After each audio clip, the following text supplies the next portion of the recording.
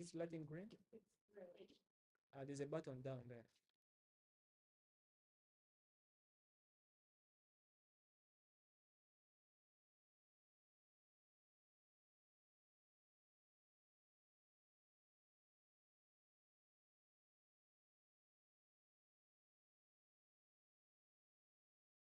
Start.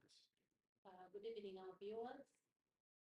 Welcome to the UCU 27th Guild Debate, Presidential Debate for the year 2024-2025. Before we proceed with the debate, we're going to usher in the program with a word of prayers. And I am going to lead us in that prayer. Okay. My Heavenly Father, we thank you for the gift of life. We thank you for this wonderful day that you have given to us. We thank you that as we stand here and sit here today, and everyone who is watching from wherever we are, you are in our midst. Jehovah, as these two ladies come here to express their desire to lead this wonderful institution, we call upon your Spirit to descend upon them.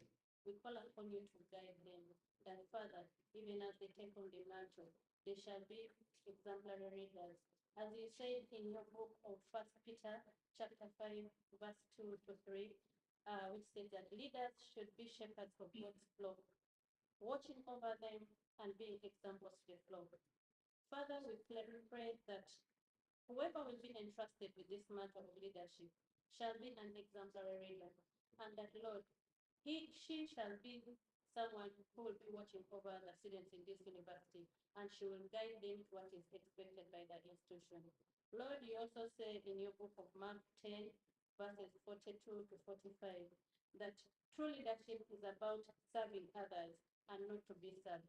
May these your students and your leaders, Father, be those who are going to serve their fellow students, and that their tenure shall be to the best of the institution's interest. We thank you, we call upon you to come and take charge in this debate, and that whatever we shall be discussing and deliberating upon today shall be for the goodness of your name, for the glory of the success of the day shall be unto you. We pray and ask all this through Jesus Christ, his Son.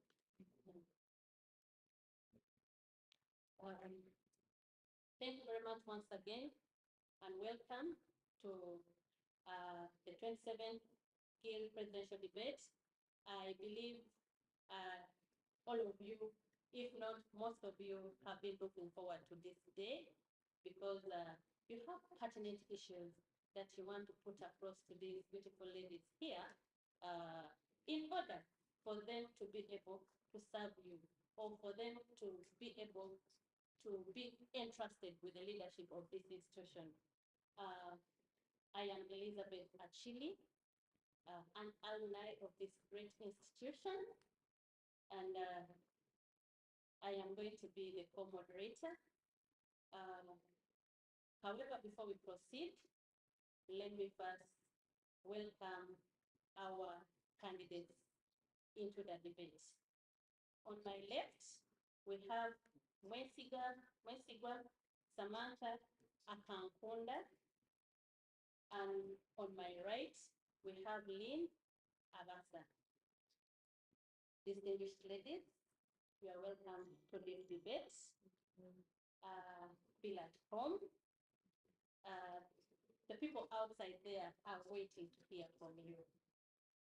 So I pray that the Spirit of the Lord descends upon you and you are able to deliver as will be expected of you. Thank you very much.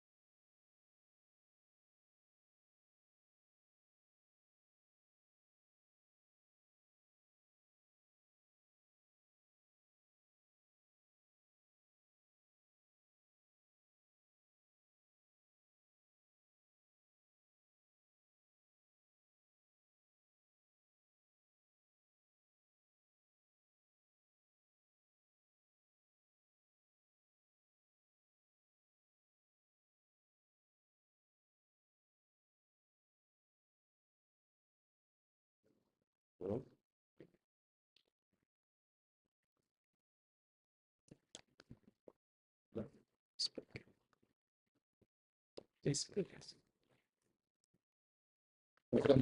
good evening, ladies and gentlemen. I want to welcome you to this presidential debate. I am coming live from the Inn of Mukona, and that is again Christian University. My name is Oregon Odwe. Very privileged and honored to be the host of this presidential debate here at Uganda Christian University.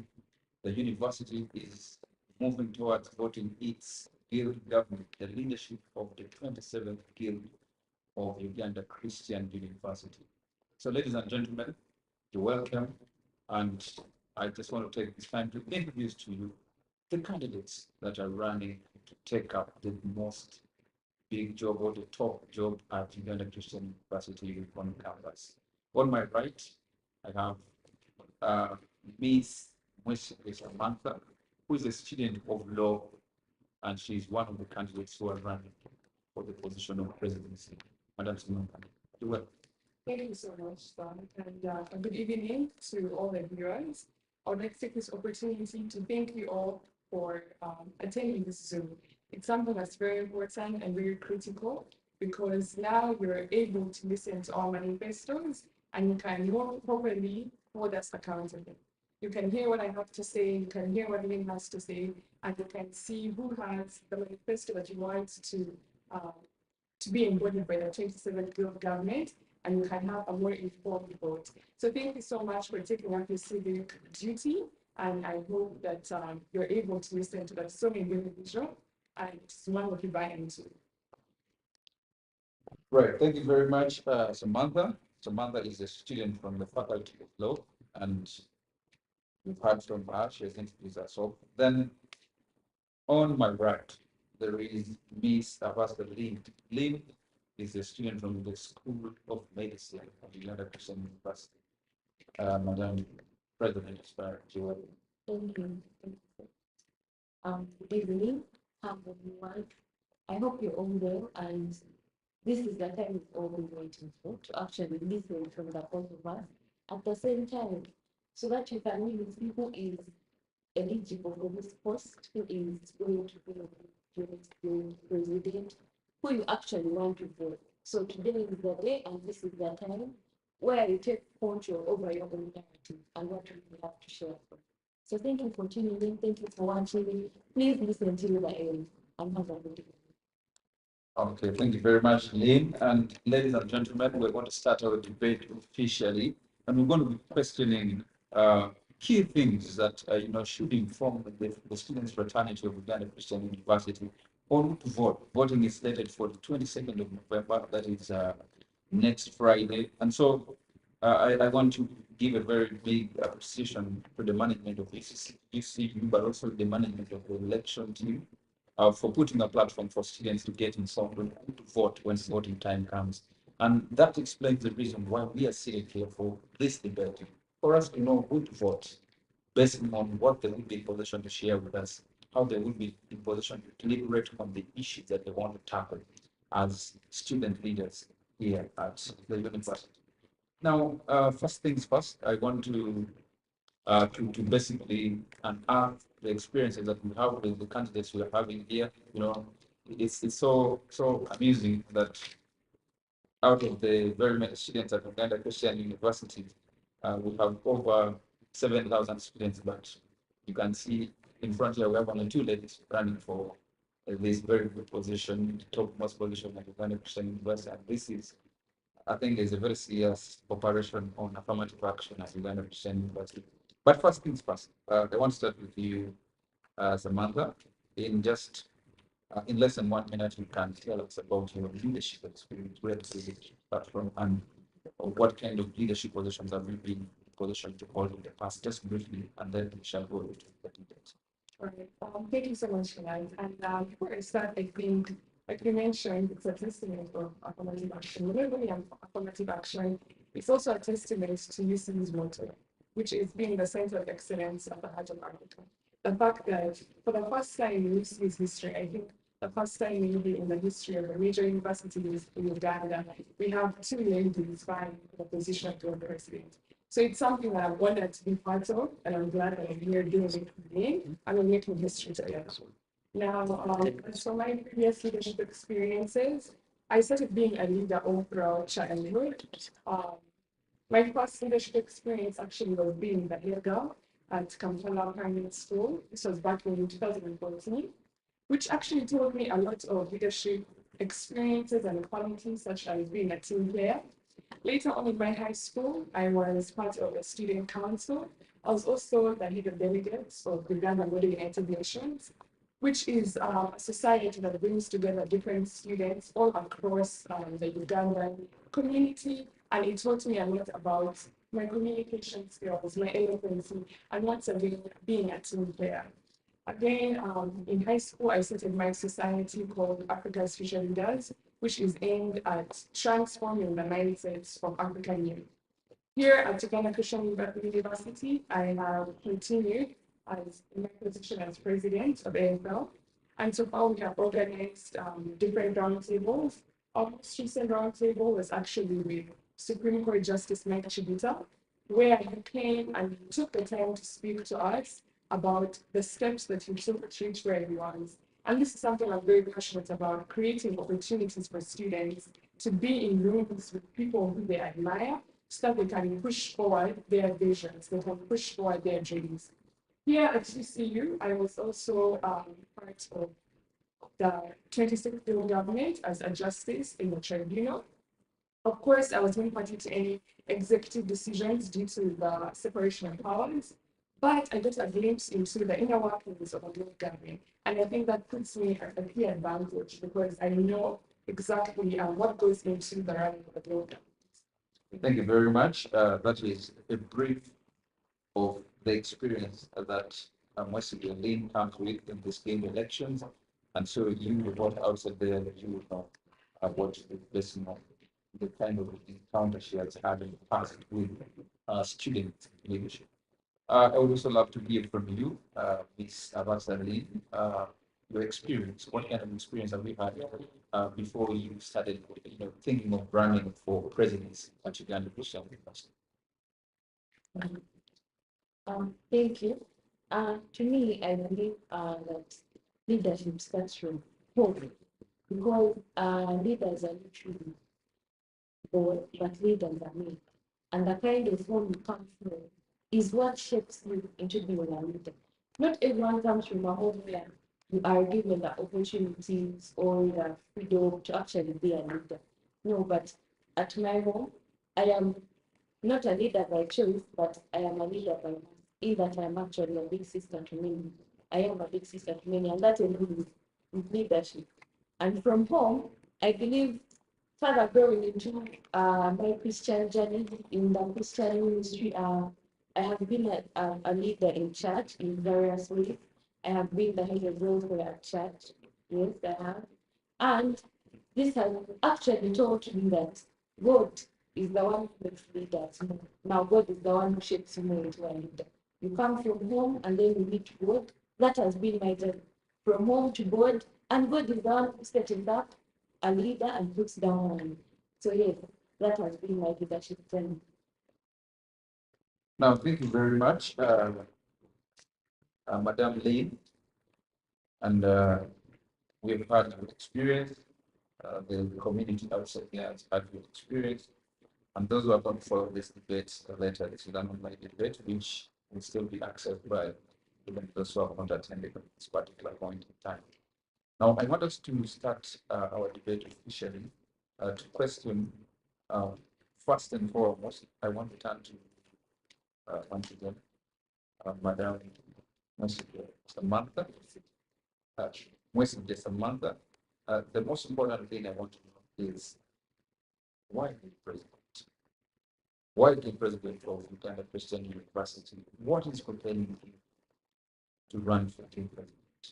In just few minutes. Thank you for that question.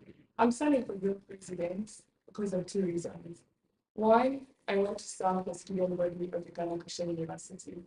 I have a heart for service. My manifesto is actually founded on the biblical principle of servant leadership found in Mark chapter 10. Secondly, I know I can serve the student body of the beneficial university well. This is because, once again, my previous leadership experience that I highlighted to you. This is also embodied in the rigorous research I took to create my manifesto. My manifesto is a 4-point program in which I took time to interview key members in the administration, interview students from every one of the different faculties at UCU, interview previous guild presidents. I saw that Timothy Gimba was part of this Zoom. I hope it's still on. I interviewed him as well. Previous guild presidents such as Timothy Kadana, even the current guild president as well. So I'm standing for guild presidents because I have been a student of UCU for 3 years now, and I want to see a leadership that can move the student body of UCU forward, which is why my manifesto is to so you. Let us move forward.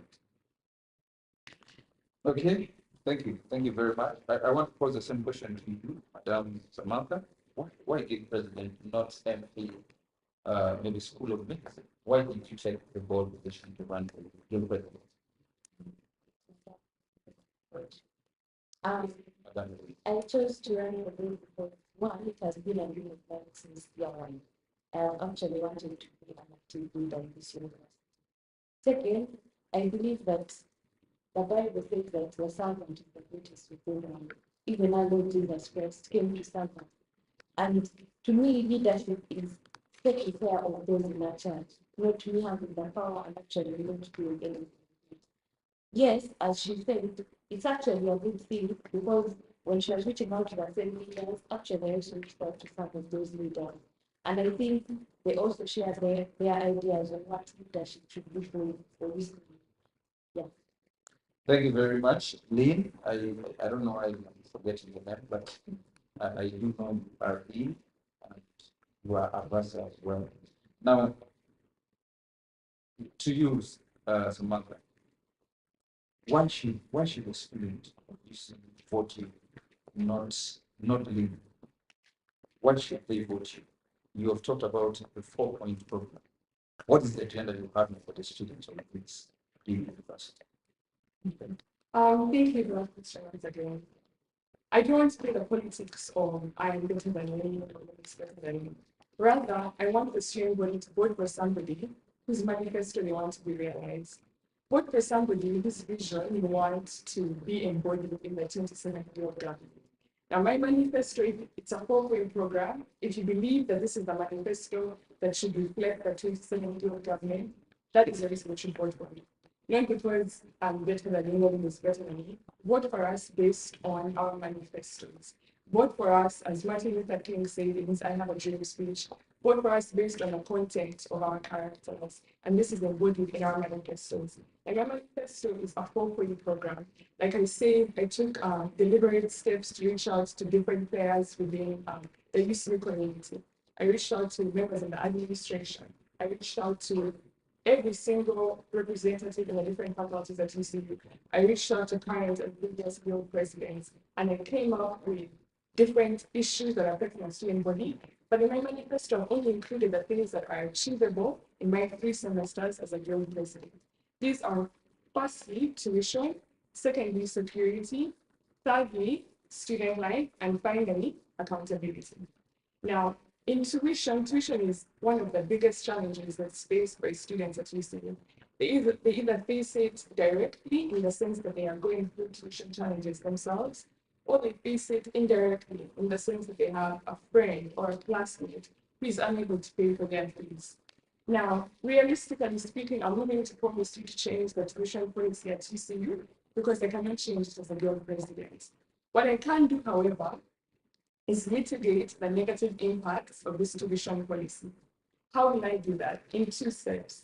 Firstly, through fundraising, and secondly, through lobbying. As a guild government, we are able to run something called a guild fund.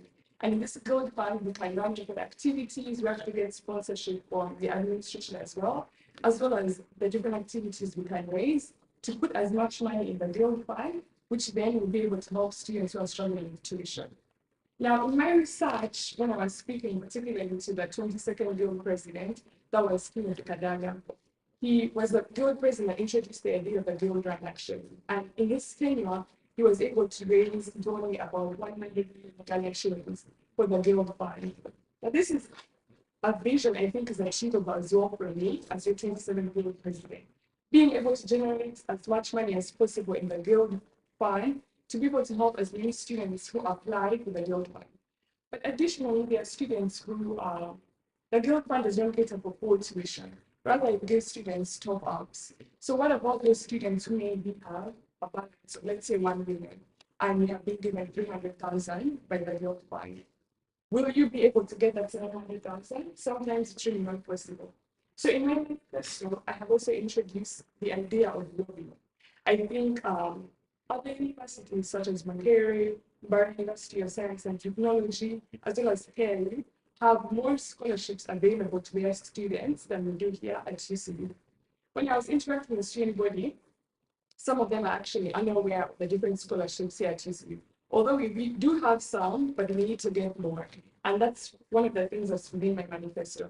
Lobbying for different scholarships in embassies. The Chinese embassy actually gives about 50 scholarships to universities, maybe in Makerere and whatnot.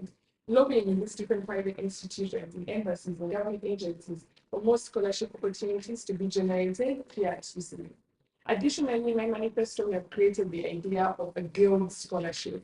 Us as the guild government will designate some part of money from our budget to fully fund at least one student's scholarship, to fully fund one student's tuition. My second point is that of security. Once again, security is an issue similar to tuition that affects every student at UCU, either directly or indirectly. Directly in the sense that they have experienced security challenges themselves, or indirectly in the sense that they have a friend or a classmate who has experienced these challenges. Now, my solution for security is twofold. One, it deals with people in halls of residence, and secondly, it deals with people in hostels. Now, firstly, for those in halls of residence are supposed to be the safest places for a UC student. But unfortunately, at times, you find that people in halls of residence actually experience more security challenges than people who sleep in hostels or rentals. Now, in my conversation with the 25th Guild president, that was Timothy Duba, I hope he's still on the Zoom, he can verify this. He actually informed me that during this tenure, he lobbied for the installation of security cameras in these different halls of residences. And he informed me that there was actually a plan that was phased out by the university to install these cameras, but he was unaware of how far that was going. So what we promised to do is lobby, just like we did, for these security cameras to actually be installed in the halls of residences. Security cameras have been installed in some of the hallways and rooms in New York and other areas. And the security cameras in those walls have really helped calm some of the security challenges we face here at UCU. And so doing that in halls of residencies will also help mitigate the security challenges faced in those different halls of residencies. Additionally, this is something that's valuable because it is part of the university's 2024 to 2030 5-point program to transform the university. So this is something that the administration will be on board as well because it fits within its 5-point program for 2024 to 2030. My second point under security is that to deal with those who stay in hostels and rentals. Now, the issues of who stay in hostels and rentals differ from those in halls. For example, one of the issues is that some students are unable to do simple things like go for a discussion late at night because the walkway to their hostel or their rental is poorly lit area. Now, in my conversations with different guild presidents, they let me know that there's something called a hostel owners association. And this is where the different hostel owners in UCU are part of this association. Now, the 25th Guild government was able to lobby through this association to get some of these hostel owners to install security lights within their own premises. I think it's one of the basic necessities for a hostel to have security lights within your own premises. Now, Timothy Dumba informed me that actually through his lobbying, he was able to get the owner of David's Ark to install lights in his premises. Now, personally, I stay in one of the hostels in that area, and that whole walkway is lit up only because of the security lights installed by the David's Ark owner. So what I will do as well is consistently lobby like other governments have done with these hostel owners to make sure that they install security lights within their different hostels. We can do this through different ways. One, just through lobbying. Secondly, another thing that worked with the 25th Bill government was the threat of issuing a list of the most secure hostels and least secure hostels. So this would be something that would, should I say, motivate the hostel owners to actually be put on board and install the security lights. Now, unfortunately, there are some areas that are not covered by any nearby hostels. So, for example, the walkway down from David's Ark to Vienna, there's no hostel around, and so any security lights installed, we won't be able to help that. For that solution, what we are going to do is lobby with the local administration, the local government, lobby with other government agencies as well, to encourage them to install the security lights in these areas. Now, when I was speaking to the 10th Bill president, he let me know that this is something that's actually viable and could be done. And the local administration is willing to work with us to actually install these different security lights. And this is something I know personally I can do, given the different interactions I've had with different key players within the government. My third point, for the interest of time, I'll move to my third point, which is that of student life. Now, student life is something that encompasses different things within my manifesto. One of the things is that of just creating an environment where a student is not only going to UCU for academics, but they're exposed to the successful people already pursuing their different professions. Now, this is something that's very near and dear to my heart, creating opportunities for the student body, enabling a student who is a fresh graduate not be looking for a job, but already know so and so is working in this different government institution. I know so and so in this different private institution. And that's something I have already been doing. I'm not just promising this right now, but I have already been doing it through my society, Africa's Future Leaders. In AFL, what we have managed to do is get young students in rooms with people like Supreme Court Justice Mike Chibuta, in rooms with people like the Deputy Solicitor General, Mr. Pius Bibonoha, in rooms with people like Mr. Edison Karhanga, the partner at Kampala Associated Advocates, Madame C. Claire Amanya Rukundo, partner at Sierra Amanya Advocates. So we are getting these students in these rooms to be able to get these connections, so that when they graduate, they're actually able to know these different key players and they're not stuck. So now what I will do is just take my idea at AFL, which I've already been doing, but put it at a larger scale for the entire university, not only for law school, but all the other faculties. Now, this is an idea that also was inspired by the current Guild government's activity of UCU Connect, as well as activities in different universities such as Bari University of Science and Technology, where they recently organized a career fair. A career fair is something I include in my manifesto because it's very necessary to have our students connect with successful people pursuing their courses. Additionally, under my point of student life, we also have the idea of freshers fair and orientation. And this is something that was inspired, one, by the orientation that was done by the current government, but also through my experience I was a transfer student here at UCU, so I was at a different university before. And in the university I was in before, we actually had a freshers. I was in University of King's College London. Yeah. So at that university, we actually had something called a freshers fair, where us as freshers in first year, we would be able to go and interact with the different societies. So there would be different stalls for the different societies to showcase what the societies are about and bring the students on board. Now, this is something that I do here at UCU because we've been doing things like the bazaar. So it would be an idea like the business bazaar, but rather for different societies. It would help one, the freshers to feel at home. It would help the freshers to, when you're straight out of secondary school, you might not know so many people here in university, to help you have a sense of connection to maybe your cultural association that you join on your first day here at UCU. Or maybe you join a society like Launchpad, or maybe you join our society, African Future Leaders. So it would help one showcase the different societies at UCU and bring up their numbers, but also help these freshers ease into their time here at UCU.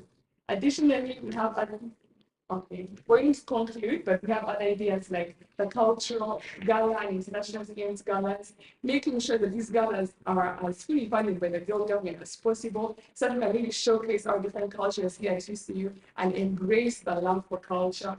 I also have issues of missing marks, issues of the sports gala. Also, another thing I'm very passionate about, which I've already been doing, is making sure our sports teams are as fully funded as possible.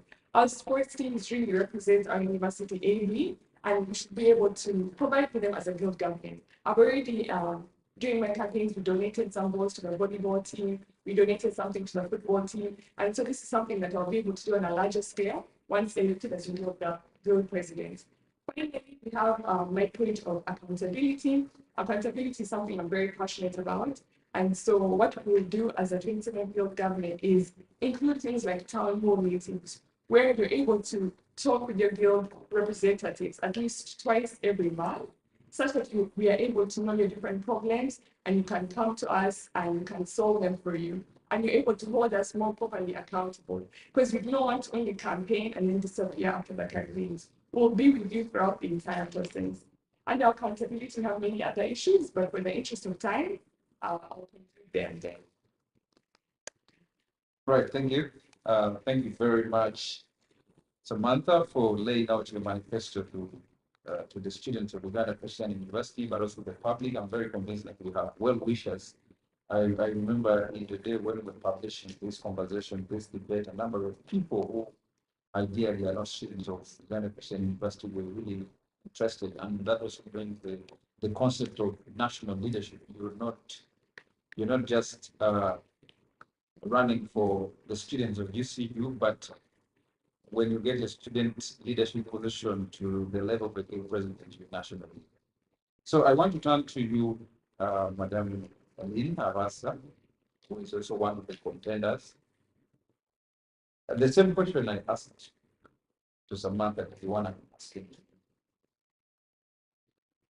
The over 7,000 students of Uganda Christian University are going to vote on the 22nd of this month. Why? Why? I mean, at the end of it, all the students' fraternity has to choose between you and Samantha. What should we vote for? What gender do you have for this? In other words, To begin with, I have a few things for my manifesto, so I'm going to move on things that I think I share right now. So I am a nurse by profession. I'm going to I am a nurse by profession, obviously I'm doing a bachelor's of nursing science. And some of the skill sets that we learn as nurses are critical thinking, problem solving, improvising, and compromising. And that is the same exact mindset I intend to come and use to do with the students in the student project, the student person. I am going to make this very short and very brief for a matter of time. My thing states that it's not about us, but it's about you. What do I mean by this? It's not about us, the leaders, but it's always about you, the students, who put us in the front. And one thing I am sure I am going to, I want to do actually when I become president is to change the narrative about leadership in UCU. Yes, the narrative about leadership in UCU has been different, especially for the female leaders. And I am here to act. I am not here to actually just do. So to begin with, my first strategy is open leadership. What do I mean by open leadership? This is a leadership for the students, by the students, and for the students. In open leadership, I intend to attain these goals with open communication. In the 20th Guild Day, we had something called Guild Day. And on Guild Day, we actually go meet. It was a weekly event every Thursday evening from 4 p.m. Yes. And on Guild Day, we have meetings with the leaders, openly communicate our concerns and ideas. And I really back Guild Day as the round table. Yes. Why? Because I benefited a lot from it. When I talked to those leaders, they had my ideas, they had my concerns.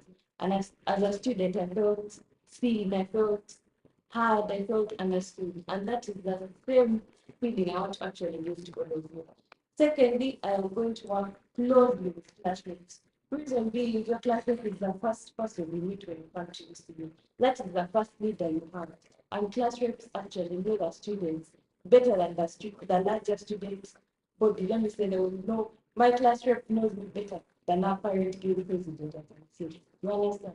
So why I'm going to work with class reps is because it bridges that gap between the student body at large and the student in person. How am I going to do this? I want to advocate for a program called the pastoral program. This is where every classroom in a week, because the problems change, the problems really change, and they keep on arising daily. So in a week, what we are going to advocate for the program where classrooms talk with a faculty member or an admin from their department, and they're going to sit in the class and actually listen to the students' problem. In our class, we had a problem with a mentally unstable student, and actually it took as long as the whole semester to deal with this student. We'd always go to the faculty, but they will tell you, oh, maybe the HOD is not around. You actually have to wait. You're processing some documents, and actually our class rep got disturbed a lot by it. She was traumatized. So I am going to advocate for it because students face different problems every day, and this is a very important. Secondly, I want to foster a sense of belonging. How am I going to do this? When I was living in Accra, earlier during the semester, there was an international student, and she felt understood. She didn't feel seen. She didn't feel like she didn't have actually a sense of belonging. And also me as a student, when I came in my first year, actually, I did not know UCU very well. I didn't know what UCU expected from me. Neither did I know what to expect from UCU. And I was at some point not myself in the beginning, because while I reported them to understand, and I had to catch up in things, I didn't know where I'm going to was. I actually missed orientation, so I didn't know all those things.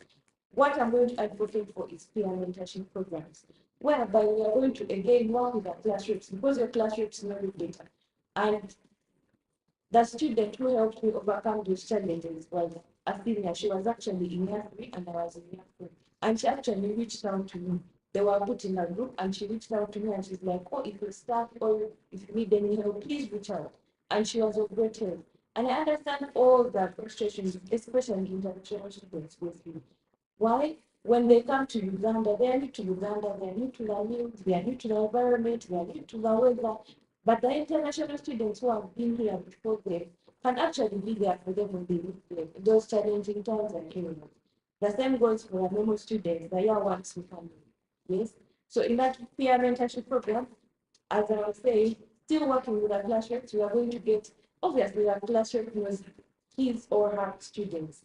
So we are going to seek for their advice for those students we feel that can actually be there for their fellow students and are actually willing to serve them so that they can mentor them in at least for the first semester throughout. So that students don't feel lost or misunderstood or not seen, you understand, and to avoid some certain issues. Yes. Secondly, um, what I want to do is work with different departments and different university associations to actually promote social activities that promote socializing of students. We have seen many activities happening recently, and what I want to do is actually promote those activities, both those social activities more. Reason being the connections we make here in UCU are the same connections we are going to use outside. The person you meet today, you do not know where that person is going to take you tomorrow. They might actually be your door or your window for those who are spiritually understand. They might be that for you in your next life. So what I'm actually going to do is support those activities the more. As she was saying, for example, the cultural gala, we need that. Because you're going to come to UCU, UCU is a multicultural institution. You're going to find people from all over the world, from all over the nation, and we have to learn how to connect with them and live with them. Yes? The third thing I'm really willing to work on is redefine the leadership for an identity. And that comes back to changing the narrative of leadership in UCU. We have really had people saying, oh, we're going to do this, we're going to do that, and actually nothing. You understand? One thing I want to do is build a culture of continuity among leaders. Yes, if we had guild in the 2023 government and it worked for us, why don't I borrow that idea and carry it throughout my leadership and it should also help me? Secondly, I want to promote empathetic leadership. This is leadership for the students, by the students, but at the end of the day, we really have to be empathetic to the leaders. This is leaders to leaders, this is leaders to students, and students to leaders. Again, there are students who actually don't understand what leadership is. They just want to see you there and, they just want to see things done, or they do not actually understand the processes of these things. What do I mean by that? Um, Still back to the story of classroom fundamental landscape operation. Um, some students I realized were actually understanding to her, and the others in that class were not understanding. They were actually blaming her for reporting the case, and they took it like, oh, you don't want her to study, she's vulnerable, you're not understanding her. But actually, she was afraid. She tried to buy a student. She tried to get a student suit for her, but she was mentally unstable. What am I saying? We really need to be empathetic from the students to the leaders, and from the leaders to the students. If you're put in power, you do what you need to say. Yeah? Use that power. Me as a person, I believe I am very reliable and I am self-driven and I love accountability. I was talking to my team today and I really wanted accountability for the work we are doing. But that is who I am. I am a person with accountability. At home, one thing I learned from my mother is that every time my father gives her money for home learning. That's why I told you leadership for me started from home. She's accountable. She will show you where all that money goes. And that is how I am today. If you're to ask all my siblings and relatives, will tell you, if Lily is doing this money, she will account for it. And that is the same with power. When you're in, I don't think God likes people who misuse power. No. And I am a spiritual person. That's really who I am. Because in the Bible it says the nature that is entrusted to you, was God says, actually, there's the parable. Yeah, there's the parable of the coins. You get it? The nature that is entrusted to you, once God sees what you've done with that, then much is going to be given to you. We do not want situations where we are going to set goals that are actually not attainable or unrealistic. You get it? But those are the few things I would want. Then also, I have been affected by education policy. I cannot say I hate being affected by it. I have been affected by education policy. I am a student. Before I become the leader, before I become being the leader, I am being the student. And actually, what I want to ask is you as a student, how do you feel about this policy right now? How does it make you feel that you tried the 100%, but you actually have to repeat the test so you understand what I'm saying? It's actually double work. For example, me, I am a nurse. Next week we have clinicals, and you're going to be tired. Right now, my seniors, they have a test tomorrow, one in the morning and then one at midnight, because we actually have to review these things. But then people are really tired. We are what we are trying to find ways of how best can we deal with the situation right now. And I would have appreciated it if the current government would have really reached out to us and actually asked the students, how do we feel about this policy right now? So me as lead, what do I really think should have been done? One, why don't we sympathize with the administration? Because now there's a student actually up to now has that's 100% registration, and they have to do this test for you. Are they really going to miss out the test? No, they miss out the test. Yet actually they will need this coursework months at the end of the semester. And what if their parent is actually able to afford that money first December? That is when they are very sure they're going to bring this to the institution. You understand me?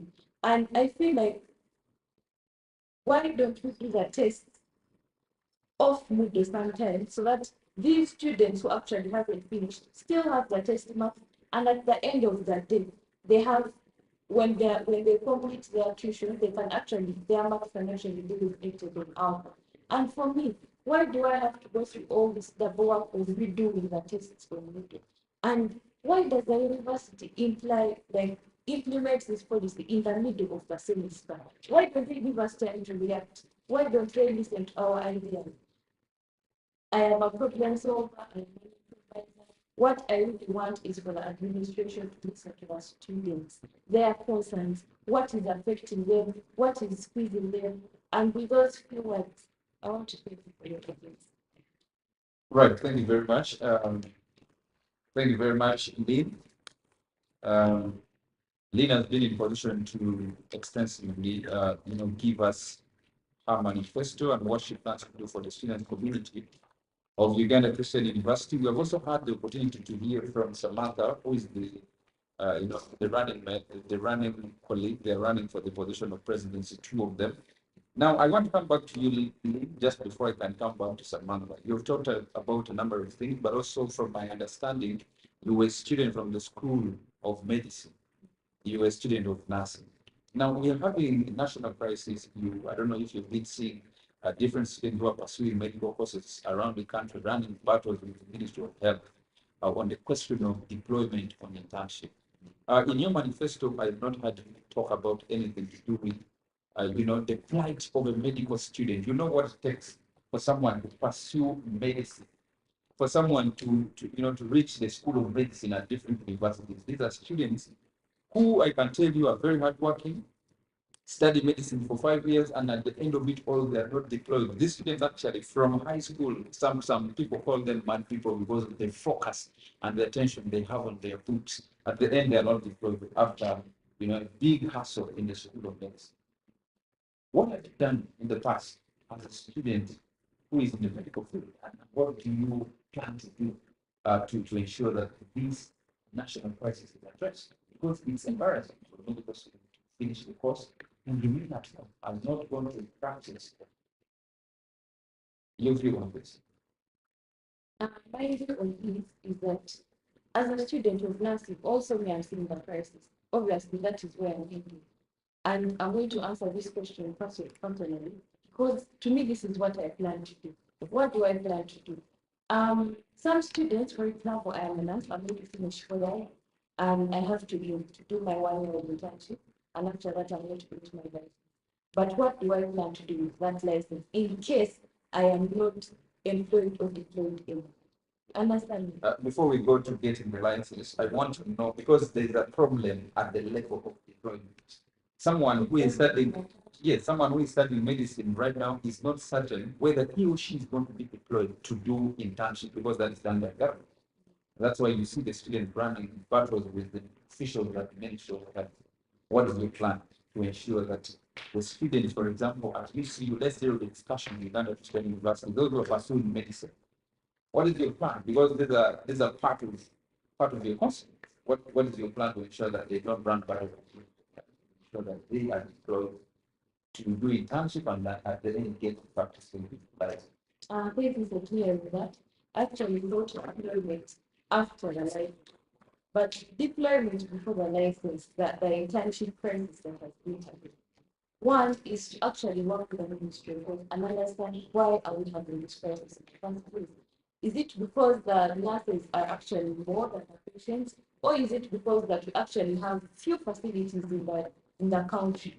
And one thing I've actually thought about this crisis is can we work with neighboring communities? For example, can we work with neighboring countries and ensure that the students are actually deployed and that they get this internship process or program done and which is done. For example, when I was at my internship, my first internship station was in Kasese, that is St. Mary's Hospital, Diocese of Kasese. And one thing I noticed is that there are actually so many students from Somalia doing the internship in Kasese. And these students are actually deployed all over the country, not just in Kasese, but when we go to China, Uganda, Hospital, you're going to find students from different parts of the world actually interning here. One thing I would actually advocate for from UCU is that do we have opportunities to actually intern in places outside of Uganda? Are there actually more facilities where we can do this internship from? If yes, then I think that would actually solve the crisis problem. Okay, thank you very much, Lee. I want to turn to you, Samantha. Just on the question of the question of internship, and I want to say there because it is one of the mind-boggling questions a student in Uganda is got to deal with. Leaving aside the medical students, of course, theirs is a bit mandatory. But a student of law, for example, not just in UC, but of course here we're looking at it in the context of UC. has got to, move on the streets to look for internship. Someone doing procurement, someone doing management, someone doing business, someone doing LLB, for example. I have seen a number of students expose frustrations on the streets of Kampala looking for a law firm to do internship. You know, looking for internship, people are running around and you find people are very frustrated. Some people miss out on internship. Some people have got to repeat because they didn't get internship placements. I've seen this, for example, in Makerere University, and it is a big crisis. What is your plan as a guild president? Because, as a guild president, you have the capacity and mandate to get things done. What is your plan on internship? Great. Thank you so much for that question. And being a donor that just some of the president, like you say, this is a problem that really affects the student body. And so that is why it is a key part of my manifesto. As I previously explained, my manifesto is a 4-point manifesto, and my third point has to do with student life. Now, under the point of student life, I deal with the issues of what happens after you graduate. Because the truth is, right now in Uganda, it's very hard to get this internship placement if you do not already know someone working in that area. That's the hard and unfortunate truth. And so it is something that I have been dealing with in my capacity before I became the president. It's something I tried to tackle as president of Africa's Teacher Leader Society. In AFL, I have been able to give opportunity to students to bridge the gap between them and the successful people pursuing their courses. I have been able to connect my own law students, my classmates, to people like Supreme Court Justice Mike Chibita. So now they're able to have a connection in the Uganda judiciary. I have been able to connect them with people like Ellison Karhanga, a partner at Kampala Associated Advocates. Now they have a connection with a partner at a very serious law firm here in Uganda. I have been able to connect them with the Deputy Solicitor General, Mr. Pius Bibonova, who was a former head of the legal department of Parliament.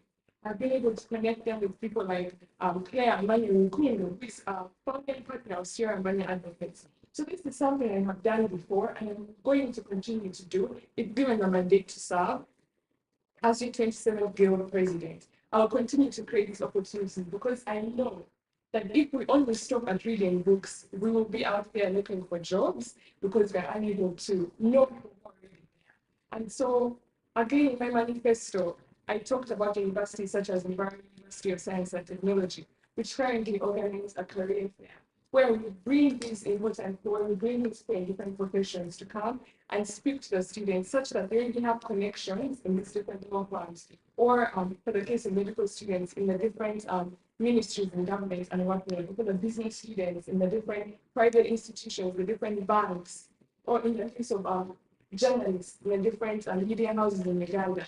So this is something that I have done through AFL. It's not something that I'm just promising to do, but I have a track record of having achieved it, and I'll continue to do it at a larger scale if given the mandates to serve. Thank you very much, Lynn. And I'm still on you, Lynn. I want to know about your plan for the question of tuition challenges for students. You tried to give some bit of explanation at the time you're presenting your manifesto. But the question of tuition and financing higher education in Uganda has become very exorbitant and it has become a very big challenge. And if I'm not mistaken, Uganda Christian University probably is one of the most expensive universities in Uganda. Because I'm told for you to pursue LLB, obviously probably you need more than 4 million shillings every month to keep yourself at school. And I am looking at you talking about the fees policy. The colleague here is talking about fees policy, tests which come and the mandatory master clear tuition before you sit this test and actually eventually exam at the end of the semester. I'm scared that quite a very good number of students are missing exams at Uganda Christian University, which you agree to. Yes. What is your plan? To help these students who are failing. You've talked about the gift, but how practical is this?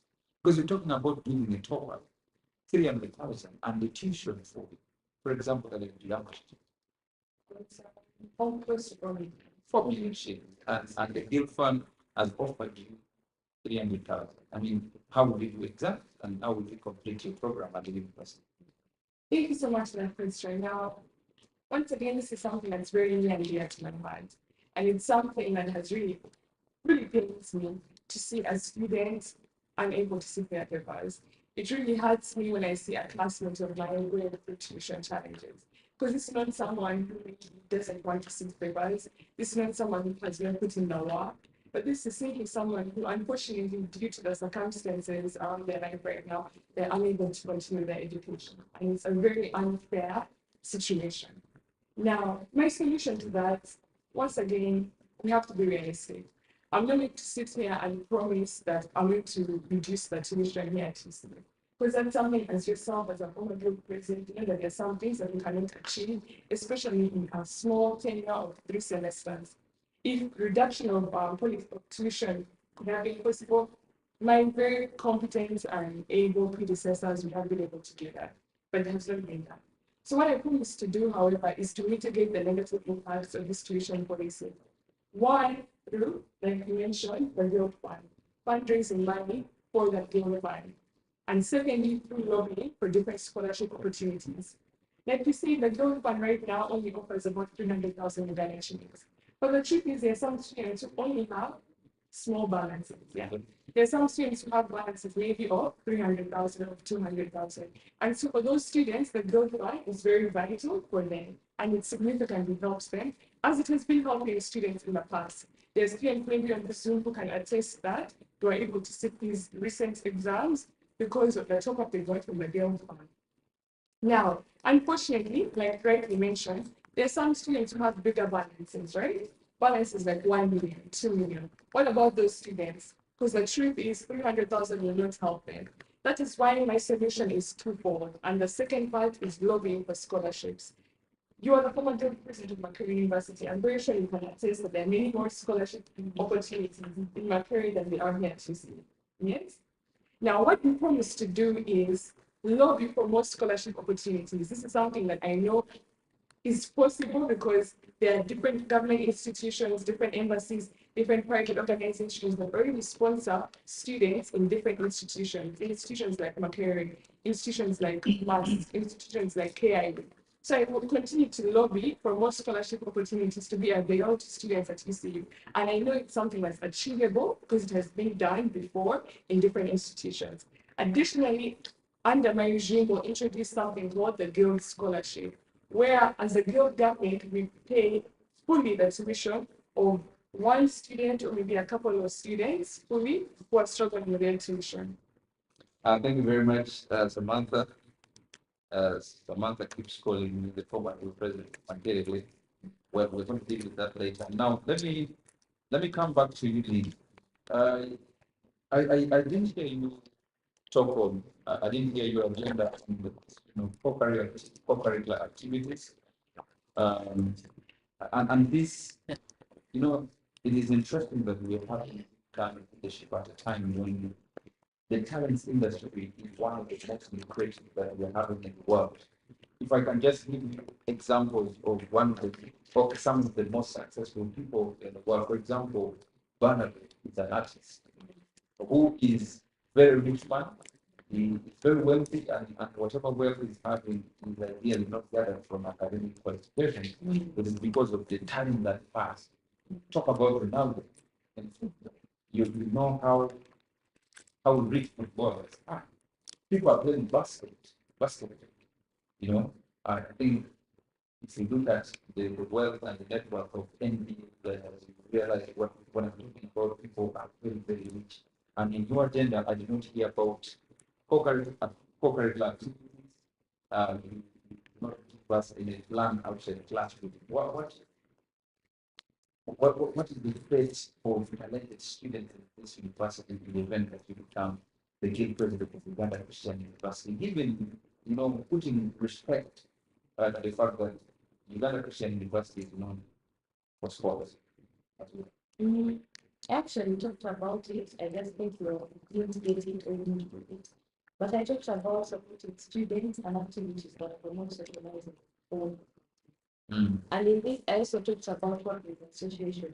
For example, we're taking a parliamentary debate for this year for the MPs. When they were interviewing the MPs for mass journalism, a certain age, we talked about how UCU is actually making money. And this is not only to students who are actually in mass school, but she said that it's actually for students. Every student is allowed to participate.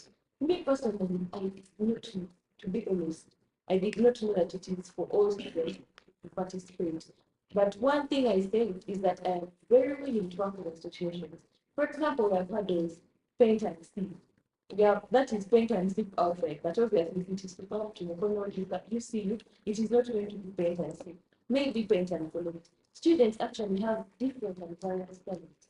For example, me, after my nursing, one thing I plan to do is pursue culinary as well, because I can cook. I love cooking. I've actually been a chef at a restaurant. So yes, promoting students' talents is actually one thing that I'm going to work on and work on and work on. One thing I can promote is, for example, the sports students, you're going to actually find sports students who are good in class, but then again, they are good in sports.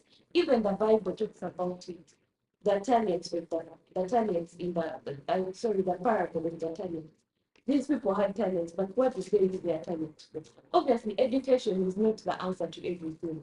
Yes, you finish school, you will not have a connection, but you will need to have a job, you will need to you will need to do something. For example, I am sure right now, if I do not get a job, I can cook. And what am I going to do with that food? You know, I also love fashion. I do love fashion.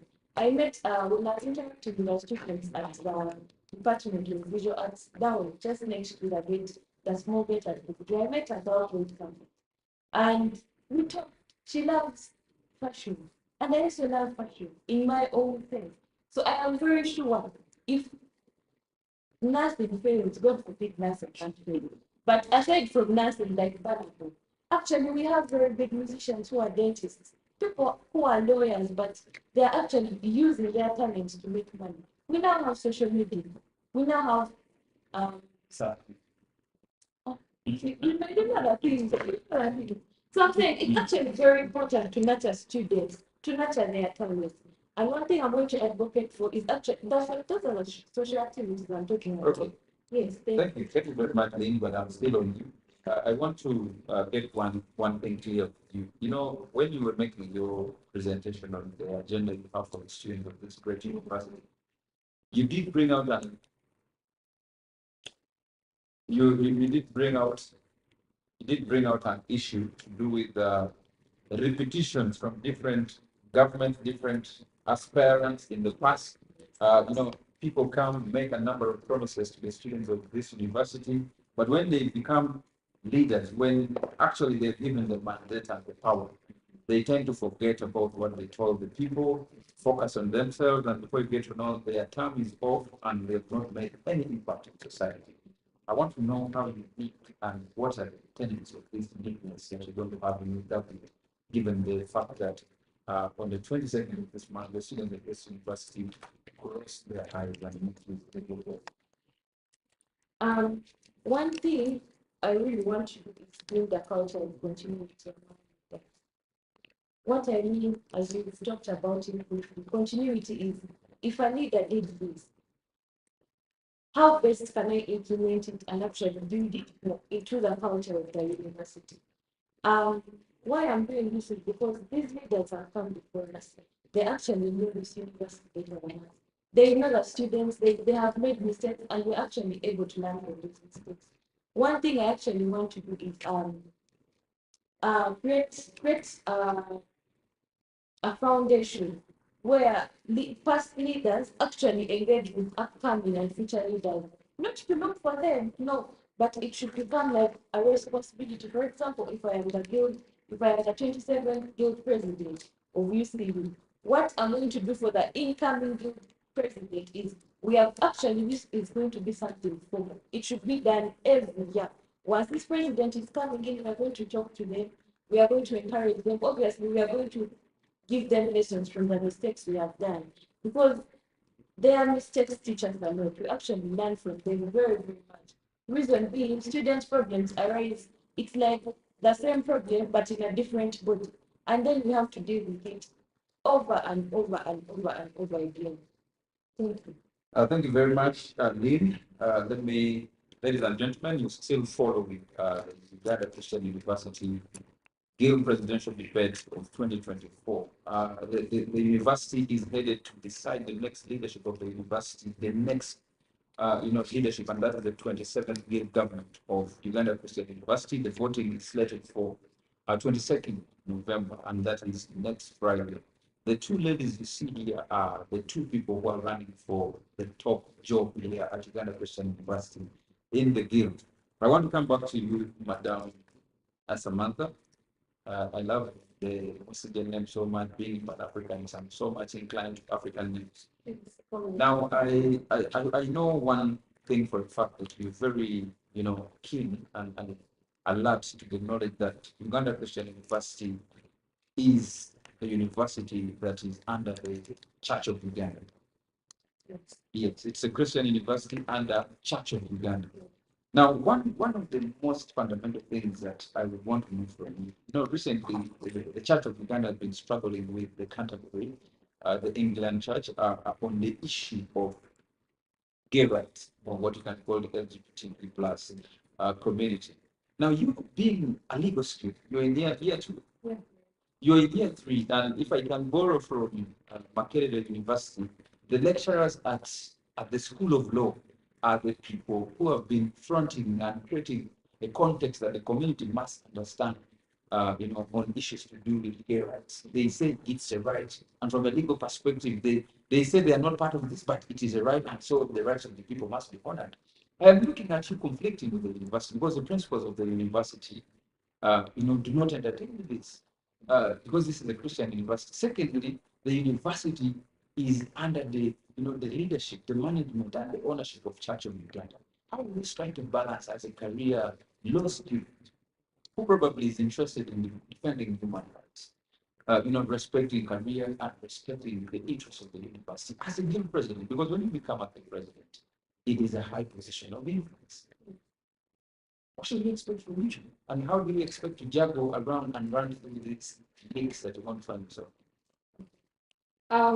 Thank you so much for that question. I think before being a president, before being a law student, before being anything else, I'm a child of God, and I am subject to, the Bible says that when you're not bound by the law, right, we are free through the grace that God offers us. So before anything else, I'm a child of God, and so there will really not be any contradiction between me and the Church of Uganda, or between me and the Ghana Christian University, or even between me and the majority population of Uganda. Yeah. Because the majority population of Uganda at the end of the day is a religious population, whether Christian or Muslim, we are a God-fearing country. Yeah. And one of the biblical principles is that certain things such as homosexuality are not permitted. So there really be no conflict because at the end of the day, my beliefs align with the university, being Uganda Christian University, and they also align with the majority population of Uganda and the majority population of the student body at UCU. Okay, thank you very much. I basically brought that question, being alert to the fact that you're a student of law, and I have seen what happens at a law school. I remember when the law was passed, the Anti-Homosexuality Act, I saw a number of lecturers at the School of Law in Makerere University going into petition and calling government to scrap off the policy. And I thought probably as a legal scholar, you have the same direction, and yet the university you're in probably does not even have to give you, hearing on the matter. But you've given clarity to stand on that, and I want us to move on to this conversation. Ladies and gentlemen, this is the presidential debate at Uganda Christian University, and we're going deep into knowing why the students on trial next week on the 22nd of November should vote Samantha or vote Lynn here next to me on my right hand side. I want to come to the question of transparency and accountability in most governments, student leadership, your governments.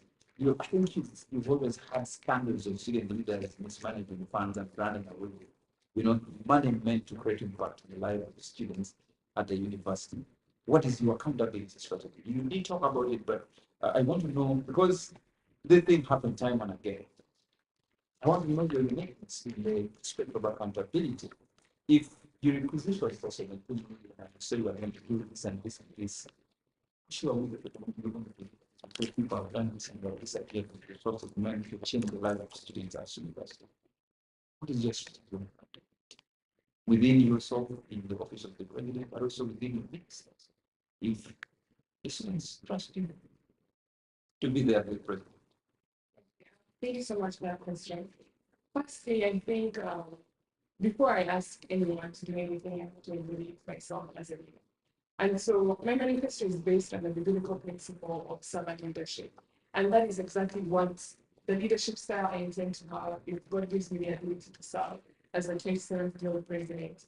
Create a culture of servant leadership within my cabinet, within the different arms of government.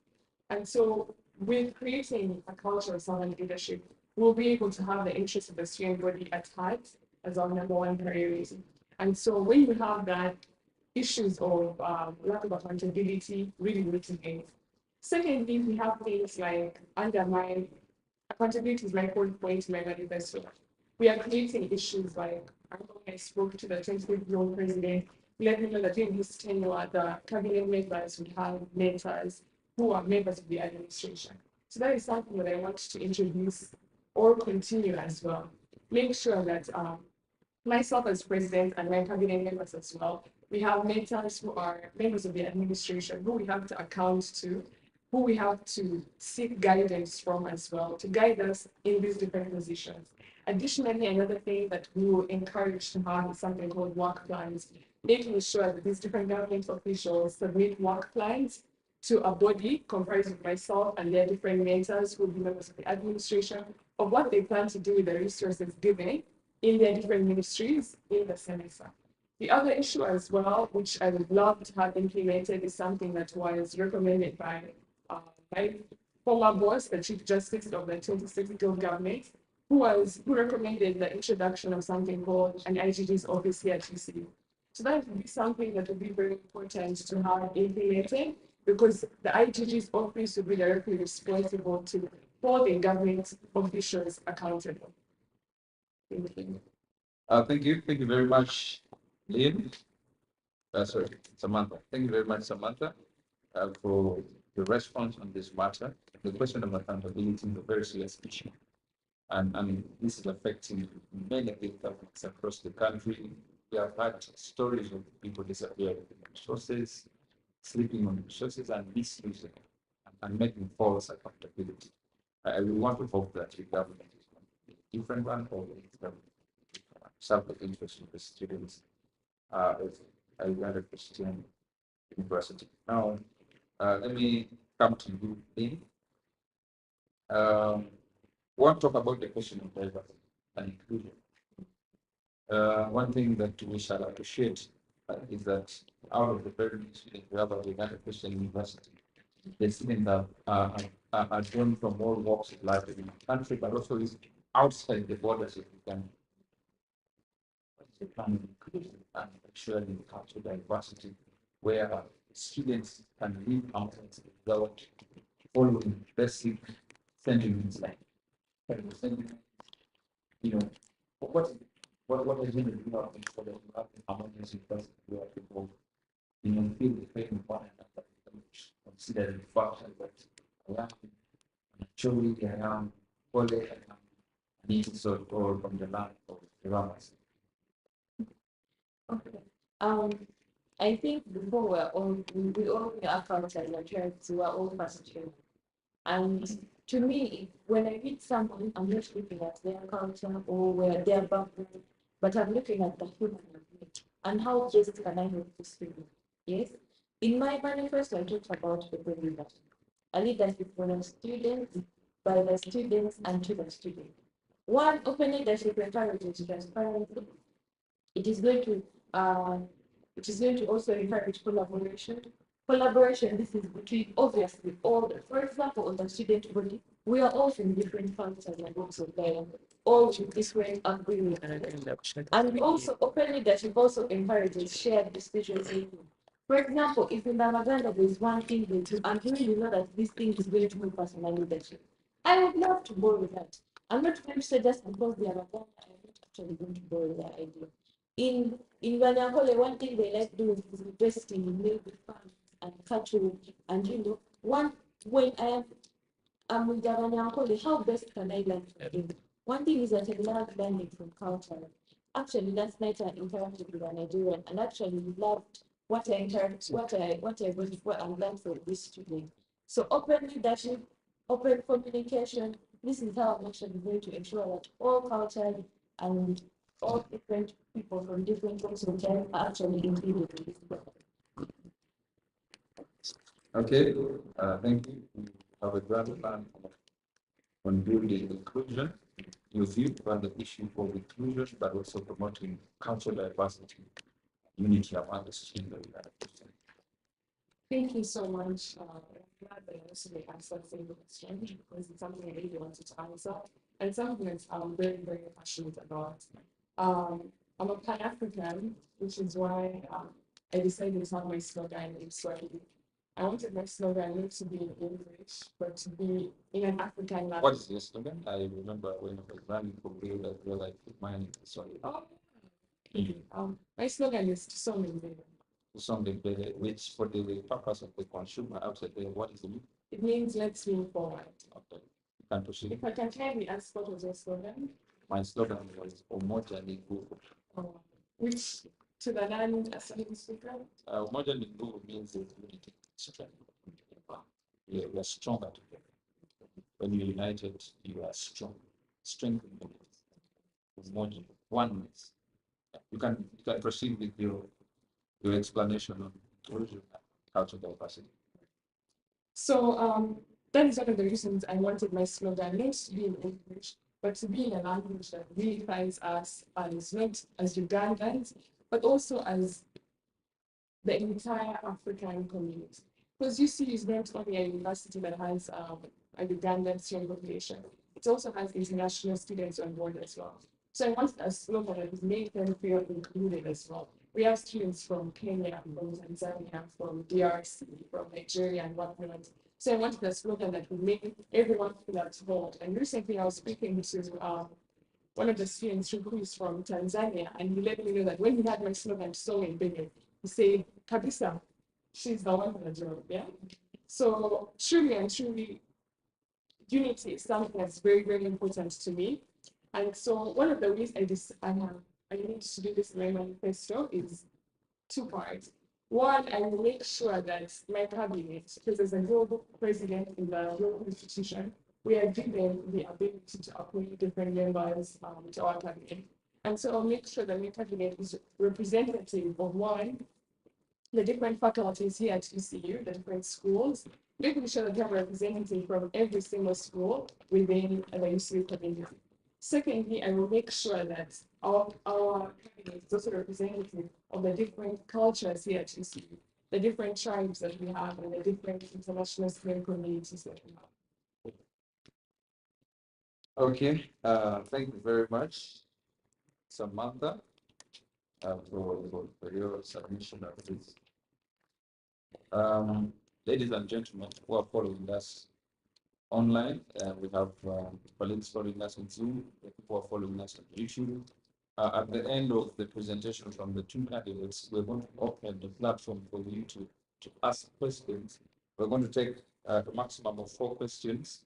I think the producers will guide, but we shall probably take 2 from Zoom, and then I don't think the YouTube fraternity can ask the direct question, but Zoom you can ask directly. And then it's a big position to have the presidential candidates respond to this very, very critical issue that will be coming from you. Now, I'm coming back to you, Dean, on the question of problem solving. Now, we have had issues. You find total disagreements within the guild. You can find when the president has failed to work with the speaker. You find ministers have disagreed with the appointing authority, and sometimes it can end up into, a lot of mix. You find there's firing, suspensions. So it's one thing that we need to understand problem solving as a leader. What is your strategy for problem solving within the guild? How would you approach? How would you solve the problem which is very complex within the guild, given the fact that you are the president. What is your approach to problem solving? In my manifesto, when I talked about redefining the identity and identity, one of my objectives was to promote empathetic leadership. And this comes back to that issue because honestly, we have had issues with our obviously, as a student, I get to hear about them from the outside.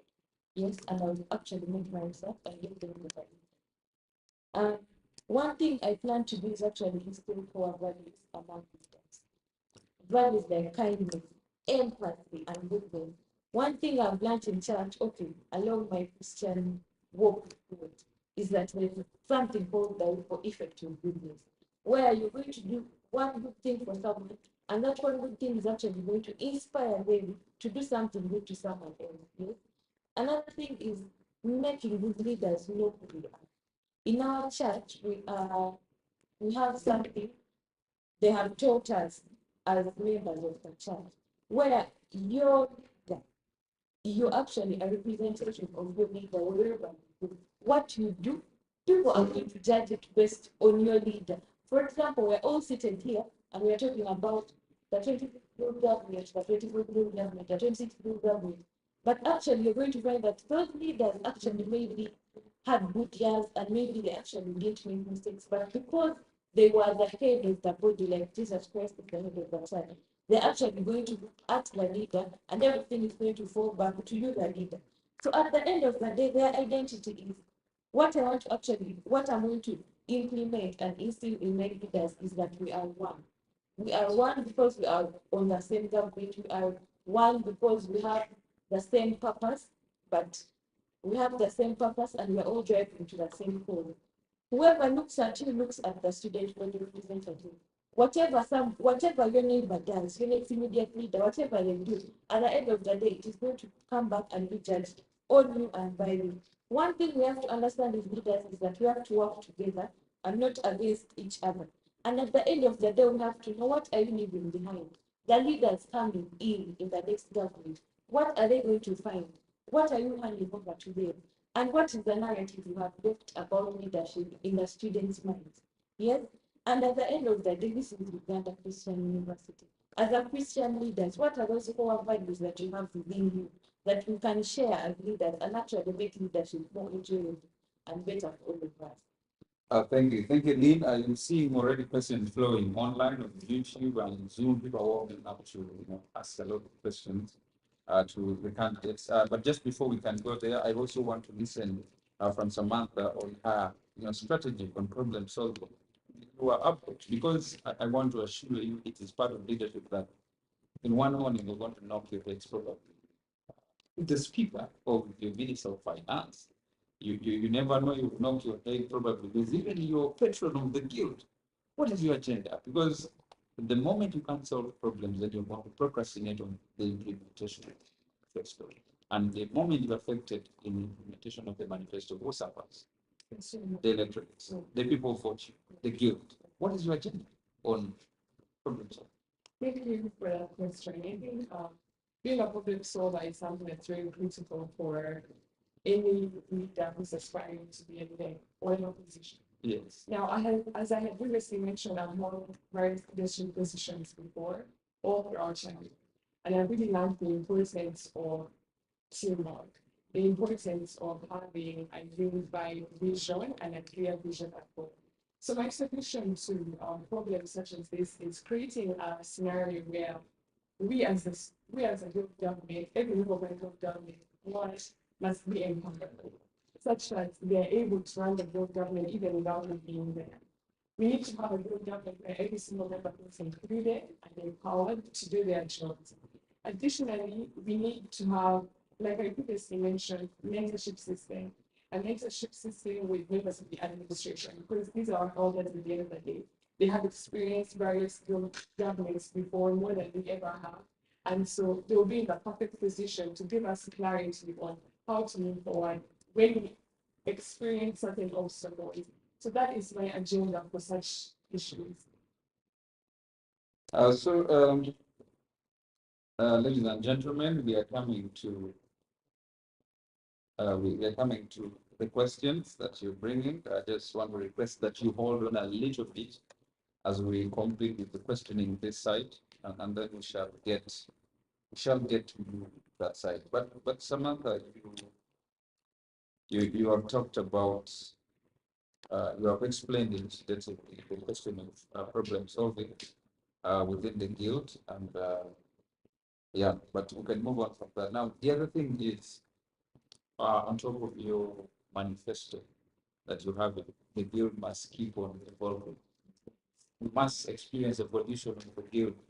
That because you've been, talking quite a number of things. I think you've overdone research among the former great presidents of Uganda Christian University. You are talking about the 23, the 24.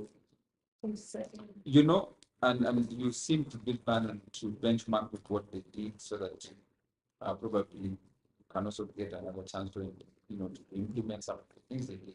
But we're talking about the growth, evolution, that probably what Kadaga we reported very many times did in the past. There should be something different in that because the world is not running back. We are going forward. What is your plan to create? What are the creative things you plan to ensure that the guild is moving forward? I think that question, I had to say, we're going further. We're moving forward. So many, right? That is my mantra, and that is my. With the guild particularly. The guild particularly, there's this quote that says, "There's going to reinvent something," right? The guild has been working, there's going to reinvent it. These activities like the guild ball, like the guild brand, UCC have been working very well. And so it is something that we should continue because they've been helping the same body. Why change something that has been helping the same body? However, there are other new things that we have in the 27th Guild government, if I'm given the opportunity to serve. These are issues like creating the guild ball. Now, the guild ball will serve two purposes. Firstly, to help raise tuition, but also to help unite the entire student fraternity here at UCU.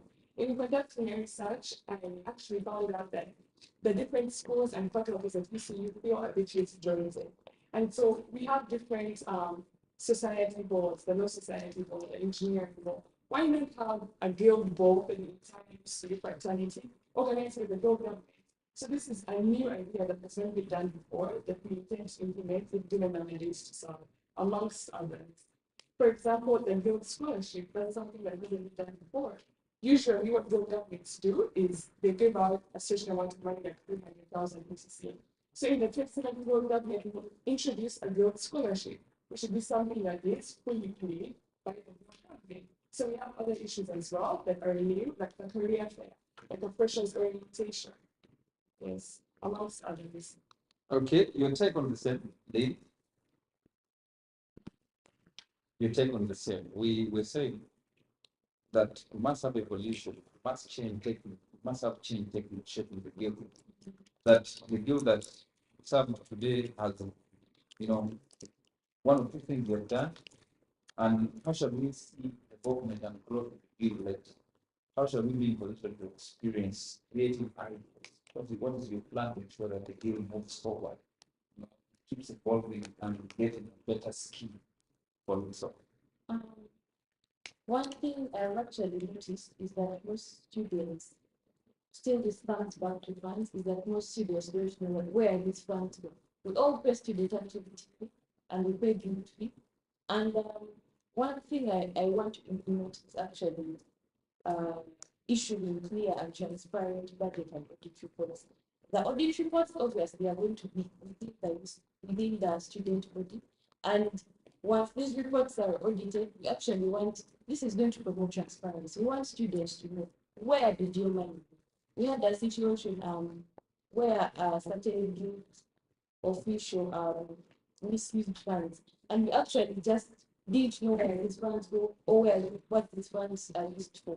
So one thing I want to do is implement to issue clear and transparent budget and audit reports. This is something that has never been done, but this is something I actually want to do. I want students to know that, oh, we were given 2 million to actually for a student activity. I want students to know where each and every place of their money goes. This is for accountability and this is for transparency, because we have to build trust within the students and this is actually going to help run a smooth government. Because now, if the leader knows that this is the money they have given me and they're going to ask you for accountability at the end of the day, they want these reports to be made public. So they are going to make sure that that money is used in the right way, and that they are going to make sure that this money, that funds are actually used for students' benefits and not for their own benefits. Yeah. Okay, thank you very much, Lynn, and thank you very much, Samantha, because you've tried your best to, attend to most of the things that have been in position to bring on the table for us to talk about. And I'm also confident that our student fraternity of Uganda Christian University has been followed, but also the general public and well-wishers, and those who love Uganda Christian University. Thank you very much for following the debate. Those who have been on Zoom, those who have been on YouTube, thank you very much for following the debate. I am hosting this with a very big privilege, or remote way at the post. And at this particular point in time, I want to work closely with the production team to ensure that we pick some of the questions coming from the audience. And my request would be probably if we can have direct audio questions coming maybe from Zoom, and then later we can go to read some of the questions, and our candidates will be in position to respond to the issues coming from the students who are outside there, but also coming from the general public. I did say at the beginning of the debate that by the fact that you're running for guild presidency, you do not just serve as a leader at UCU, but you're national leaders. And your agitation and your leadership should span outside the boundaries of the Uganda. Because a number of people are looking at you. Yes. I don't know if we shall have some audio. We start with the questions. Okay. Right. So we have a question coming from someone who is saying, my question goes to Samantha. She served in the previous government and she was incompetent. And I don't think this is a question. This is just what makes her think she would be any better. I don't think that's a clear question. Ladies and gentlemen who are following online, kindly let's make our questions clear, direct your question, but let's try to avoid, vulgar statements. Let us not abuse one another. We can disagree on principle. I think the question was asking like I saw in the previous government. We served in the previous government. Which person did you? Were you a minister? Yeah, I was just saying. So I think You already did talk about it. No, but I think we need to respond to more structured questions on issues in the leadership that affect students. I saw a question to do with policy. I saw a question to do with fees policy, fees and cost policy. If you could locate for me the question, I'm very interested in it. Ladies and gentlemen, be clear of your question, avoid abusing poor. Anthony, you're standing for good president, not class representative, maybe of your version.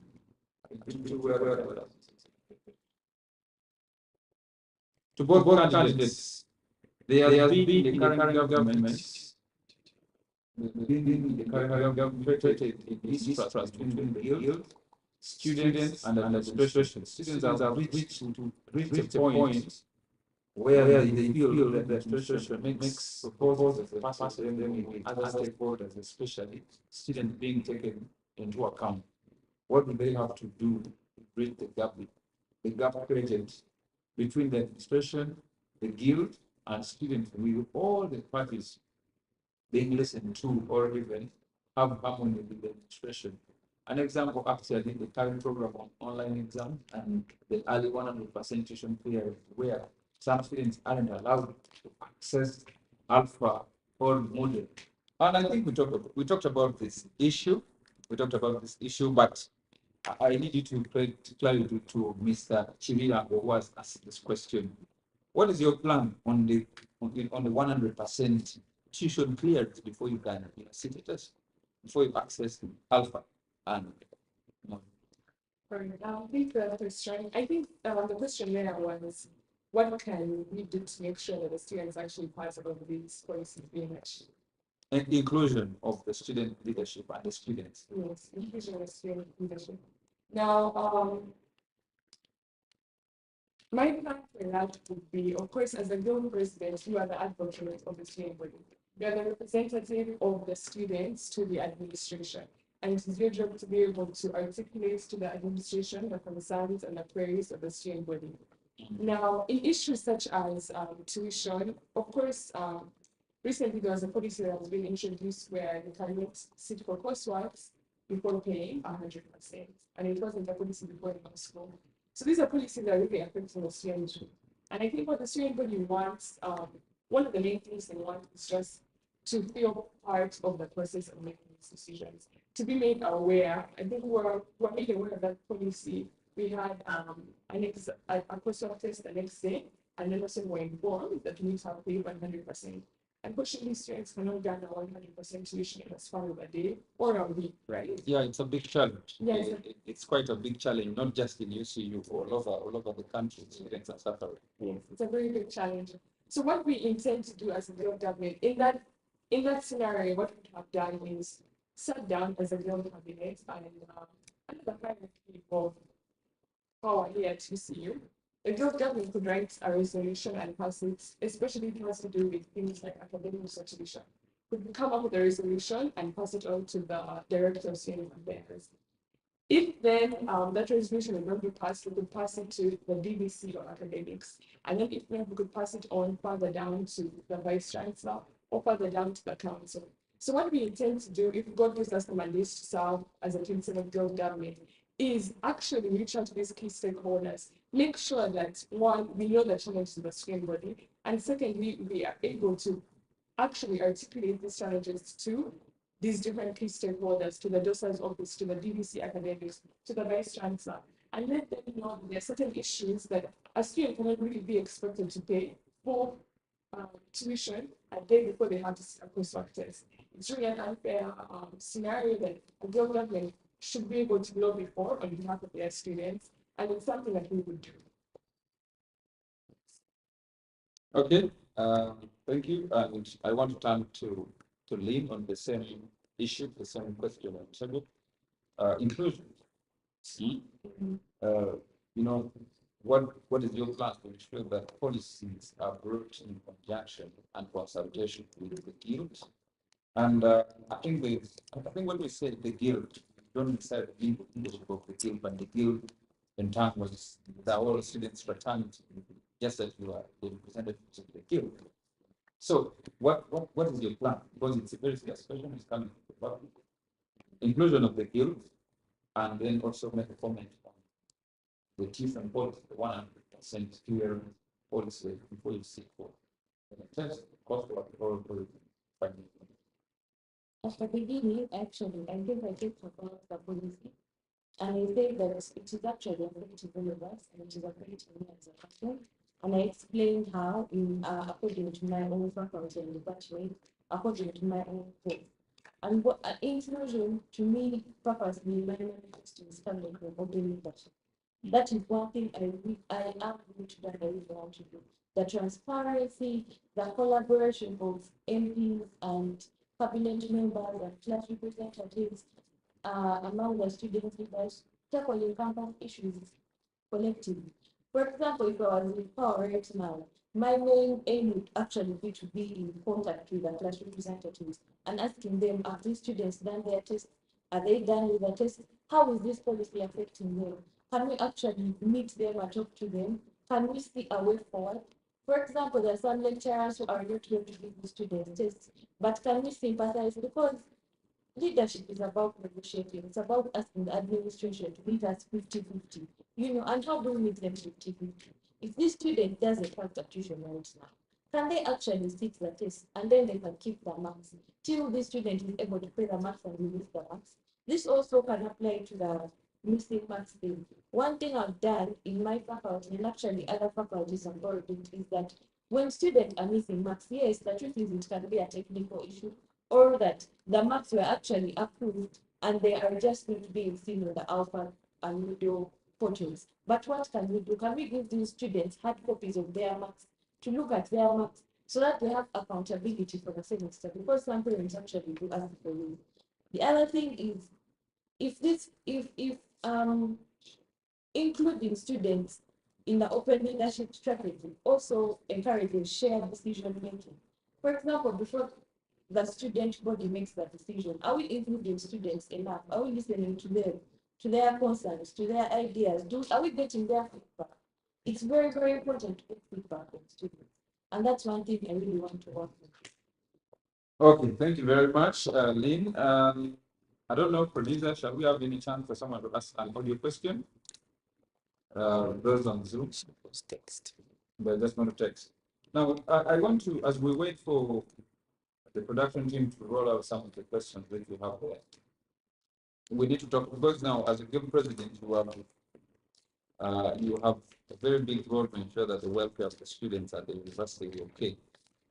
Now, I think you've seen a campaign around universities, mainly Makerere University and Chamber University, where there's a push to ensure that food is actually mobilized to solve the situation in this university. There's a lot of hunger at the university. I don't know the case of UCU. I've heard some people joking that students at Uganda Christian University are not so, they can manage themselves. But I want to know, because I am sure that people here are going to class in empty stomachs. And I'm also informed of my way when I was coming here, I talked to someone around the gate and they told me the cost of living, within Uganda Christian University become extremely high. The cost of living is increasing on a daily, basically because of the numbers which are growing. What do you think you can do to ensure that this is addressed? The question of hunger is very serious, and I can tell you a hungry mind can never focus in class. You get a hungry mind can never make a meaningful academic contribution. Yes, so what is the plan? Thank you so much for that question. And we're going to hope you guys, I think you said someone respond to you that students that you see They have deceived. yeah, they received you. And unfortunately, I wish it was one of my grades, but I don't think it is. We have a lot of students who are going through a lot of challenges, especially financial challenges at UCU. And unfortunately, there was actually an incident that happened with a student at UCU in that same line, which was a very unfortunate scenario. Now, once again, being a young president or having that mandate of the government is supposed to be the representatives of the student body. It's supposed to advocate on behalf of the student body to the administration. And so that is something that we will do. Now, in my manifesto, under student life, we include something to do with that very scenario. Because I also noticed that although the Build Fund deals with some of the tuition challenges, there were students who have challenges with upkeep. There were students who have challenges maybe with paying enough, they don't have money for food, they don't have money to create out for their day-to-day livelihood. And it's a very dangerous scenario. So what we intend to do in my manifesto is create an idea, such as the Build Fund does right now. Within the Build Fund, all the Build Fund caters for right now is tuition top-ups. But we're trying to implement something called an upkeep top-up. And so this would be something where needy students would be able to apply and through the same process of vetting as does happen with students who apply for the Build Fund, would be able to see the students who are actually in need and who are in scenarios where they're unable to pay for themselves and we would top up for them in such circumstances. Thank you very much, Lee. Also, your take on this as we get to, we're getting to the evening of this debate. Your response on the issue of welfare, hunger, empty stomachs in class. How shall someone comprehend and understand the dissemination of knowledge in class? One thing I can't really say, probably is that we are going to really get funds from the guild's fund because I think this is actually for the students' activities to pay for people who are not, or to top up for people who don't have poverty money. And you can't actually do this for everyone. I wouldn't agree with that. But one thing I would want to do, in my manifesto, I talked about peer mentorship programs.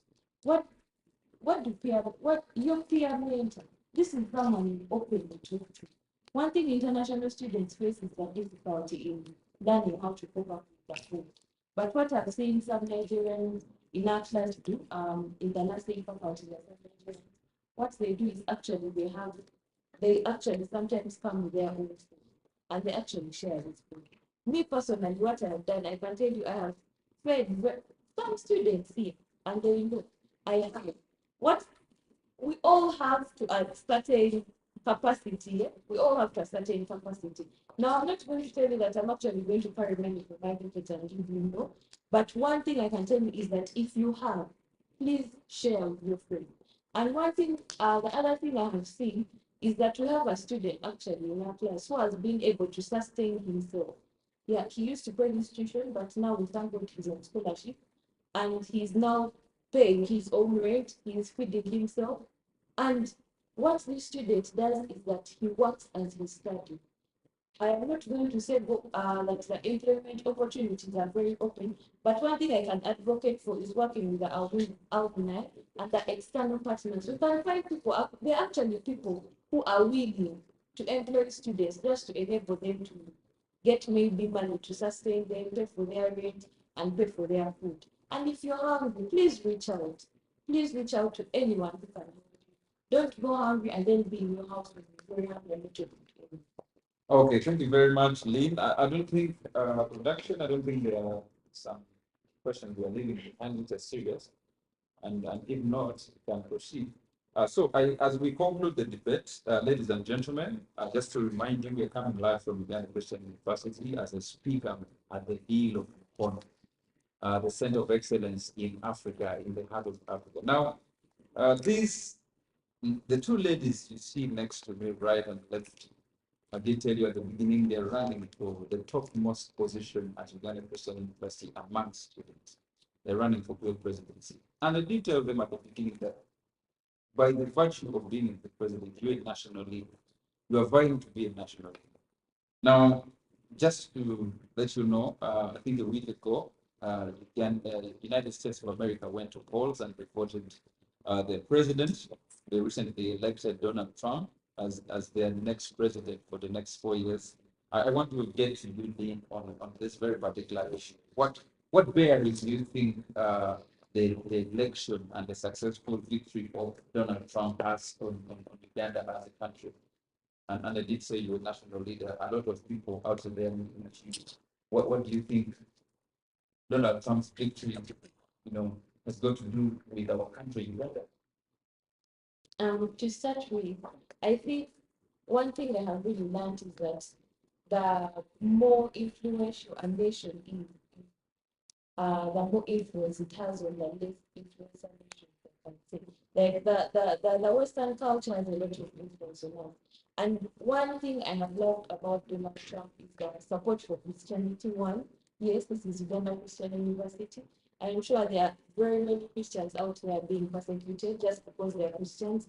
But now that we have this kind of influence as Christians, I would like to I am actually happy about that. And secondly, if we can talk about the abortion law.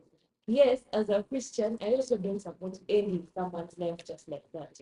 Unless it's in medical cases where it's inevitable. And this is about saving life. I am happy as a Christian that it is actually going to influence other nations about the abortion. Yes. Yes, thank you very much, Lynn. And I turn to you, Samantha. Your view on the same. Donald Trump as the president of the United States of America. And we are talking about an America that is a superpower with a lot of influence over developing countries. And of course, Uganda is not excluded on that list. What is your say about Donald Trump's victory as the president of the United States of America and in terms of in relationship with our country, Uganda, and the general geopolitical space, the diplomatic space? All right, I'll give you one question. Of course, when we win elections in America, it is very vital to other countries because I can say there is somehow. Now, Donald Trump has won and he is a Republican. So he's going to continue to push the Republican policies. In the previous government leadership under Joe Biden, we saw a lot of differences from when Trump was elected back in 2020. So one of the things that actually increased was donor funds to Uganda, right? Things like USC really flourished in terms when Democrats are in charge. So I presume that this will actually go down once again since our Republicans in the power. However, one of the things that the Republics are in line with in terms of our government policies are things to do with renewable energy versus other types of energy. And so it feels like the East African fight, this is something that the Democrats were actually fighting heavily. And so now that Donald Trump is in power, I'm very sure that that will not be as so contradictory as it was previously. Additionally, like Minnie mentioned, policies such as to do with abortion or to do with LGBTQ rights, this, of course, are not as heavily pushed for in the Republican space as they are in the Democrat space. And so that's what I assume will be done once he enters power. And they will change the narrative in terms of Uganda because a lot of Ugandan officials who are being essential during Joe Biden's time due to the passing of the Anti-Homosexuality Act. And so this is something I think will decrease once a Republican is in power. Thank you very much. The two candidates, thank you very much, Ms. Samantha and Avasa Lynn, for the debate that we have had. Ladies and gentlemen, I did tell you that we're coming live from Uganda Christian University. This is the debate that will be in position to inform the decision of the students of this university come 22nd of November as they head to the ballot box to determine who leads them for the next tenure of 1 year at Uganda Christian University. It's been a very amazing discussion. We've checked through your comments, on social media, on Zoom and YouTube, and we've tried to respond to some of the questions that were really, structured enough to be given attention. But I saw others abusing, which is really not good. And I want to condemn politics of violence as metaphors. We need to pursue peace. These are just two young ladies pursuing their dreams, and so you can disagree or agree in principle and vote the very best. You've had the chance to listen to them. I want to encourage that you don't accuse one another. Yeah. This is your sister, and I can tell you, you're still going to meet up in the spaces ahead. You're in the same bracket, same bracket of academic, discipline. So you're going to find even when you are 50 years old, she's still going to be the one around you. And so you need to live in peace. You need to live together. The students of Uganda Christian University, my message to you is that let us pursue politics of discipline, politics of harmony, and vote the person that you agree with in terms of manifesto, the person you agree with in terms of discipline, and if they're convinced too, because I've had them talk in this debate. You know what they have for you, you know their plans. And so the ball is in your leg. We want to keep your back from them. 22nd, go and do your best. It was a very big privilege, a singular honor that I've had to mingle with the UCU fraternity. I went to Makerere University. My name is Oremo Ogwe. Thank you very much for being with us in this debate. And thank you very much, the ladies. I wish you good luck as you have to vote. I want to end the debate for now. Thank you.